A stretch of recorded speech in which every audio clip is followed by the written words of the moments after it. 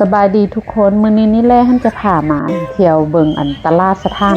นี่รถไฟแม่กลองเนาะหรือว่าตลาดรถไฟลมหูบหั่นน่ะเป็นหนึ่งในตลาดที่ว่าแปลกประหลาดที่สุดเลยเท่าที่เคยเห็นมาแล้วก็มีเสน่ห์ที่สุดในประเทศไทยและที่สำคัญหั่นน่ะนักท่องเที่ยวหลากหลายจากทั่วโลกนี่มีความสนใจอยากจะมาเก็บภาพบรรยากาศแล้วก็มาเที่ยวตลาดแห่งนี้นี่นะแล้วก็ภายในตลาดนี่นะก็จะมีสินค้าหลากหลายประเภทที่ว่าเขาเจ้าหั่นน่ะเอามาขายคือแบบตลาดปกติเลยได้แล้วก็เขาเจ้าก็จะวางขายอยู่กับตาม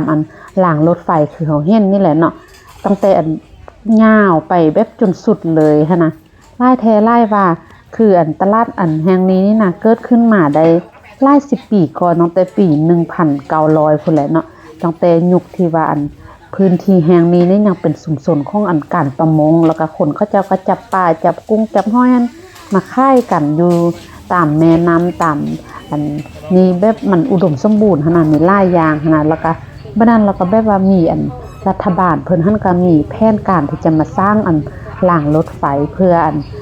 ขนส่งสินค้าทางทะเลเนาะตลาดก็แต่ว่าเขาเจ้าก็ยังอยากให้ตลาดอยู่แบบเก่าขนาดบ่อยากให้โยกย้ายบ่อยากให้มีการเปลี่ยนแปลงเพราะมันเป็นอาชีพแล้วก็เป็นชีวิตของเขาเจ้าหั่นน่ะก็เลยเฮ็ดให้ว่าตลาดกับคนหั่นอยู่ร่วมกันจนมาฮอดมื้อนี้นี่เลยหั่นน่ะแล้วก็ตลาดตัวนี้นี่ก็ตั้งอยู่จังหวัดนี้ก็สมุทรสงครามหั่นน่ะบ่ไกลจากกรุงเทพเลยได้ขี่รถมาบ่โดนปานได้ก็ฮอดแล้วเนาะแล้วก็น่าสนใจสุดๆเลยเนาะผู้ใดได้มาก็อย่าลืมมา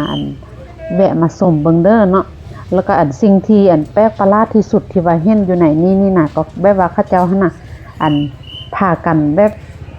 วางค่ายเครื่องอยู่ตามล่างที่เฮาเห็นแล้วก็แบบเฮือนเขาเจ้าก็อยู่ติดกันนี่เลยหั่นน่ะแต่ว่าเป็นบ่อนที่ว่าเป็นรางรถไฟที่ว่าพอดีที่ว่ารถไฟให้ผ่านมาได้หั่นน่ะอันนี้คือน่าสนใจสุดๆเลยเนาะแล้วก็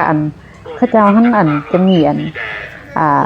รถไฟนี่แบบมันจะผ่านมาในทุกๆมือเลยหั่นน่ะแล้วก็เวลารถไฟไกลมาหั่นน่ะก็จะมีเสียงที่ว่าเพิ่นเป่ามักวีดแล้วก็จะมีเจ้าหน้าที่ที่ว่าเข้ามาเคลียร์พื้นที่ให้หั่นน่ะเราจึงค่อยให้รถผ่านมาได้เนาะแต่ว่าก่อนรถจะผ่านมานี่บอกเลยว่าเขาเจ้าเมียนเครื่องค่ายที่เขาเจ้าเอาค่ายอยู่ตามรางรถไฟน่ะเมียนแบบว่องไวทันใจขนาดเลยแบบพลึบๆพับบ่ฮอด10วิ15วินี่ละมันเมียนแล้วตัวนี้นี่เป็นสิ่งที่น่าสนใจสุดๆเลยเดี๋ยวนี้นี่รถไฟกำลังใกล้เข้ามาแล้วนักท่องเที่ยวก็มายืนรอท่าเบิ่งแบบผู้ใดก็พากันตื่นเต้นหั่นน่ะมาเยี่ยมเบิ่งตลอดว่ายามได้สิมาฮอดหั่นน่ะมันแบบเป็นสิ่งที่ว่าเฮาเห็นแล้วมันก็คือว่าแบบเป็นสิ่งแปลกใหม่แล้วก็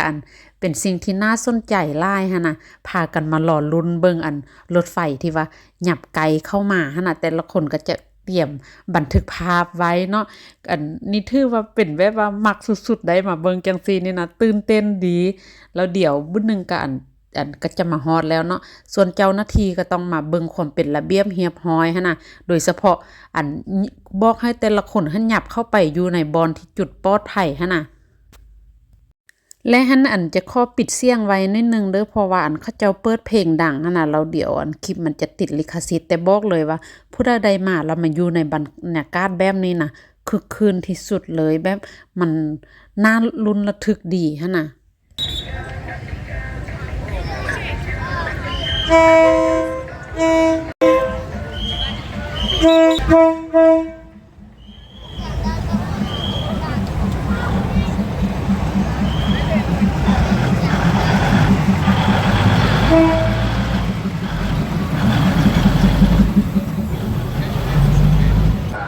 เดี๋ยวนี้นี่รถไฟก็มาจอดอยู่สถานีรถไฟแล้วเนาะทุกคนก็ยังจะติดตามไปถ่ายรูปอยู่ในรถไฟต่อไปอีกตื่มหั่นน่ะแล้วก็พ่อค้าแม่ค้าหั่นก็จะกางร่มค่ายเครื่องต่อทันทีเลยหั่นน่ะคือสิ่งนี้นี่เป็นสิ่งที่ให้ตลาดตัวนี้นี่บอกว่ามีเสน่ห์ที่สุดเลยเพราะว่ามันสะท้อนให้เห็นชีวิตของคนในท้องถิ่นการปรับตัวความขยันขันแข็งในการดำรงชีวิตแล้วก็การใช้ชีวิตร่วมกับรถไฟเนาะตลาดแม่กลองนี่น่ะบ่แม่นแต่เป็นตลาดที่มีรถไฟผ่านแต่ก็ยังเป็นประวัติศาสตร์ที่มีชีวิตเป็นวัฒนธรรมที่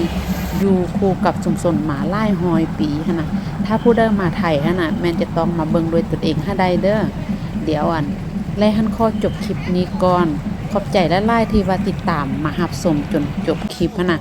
แล้วพบกันใหม่ในคลิปต่อไปบ๊ายบาย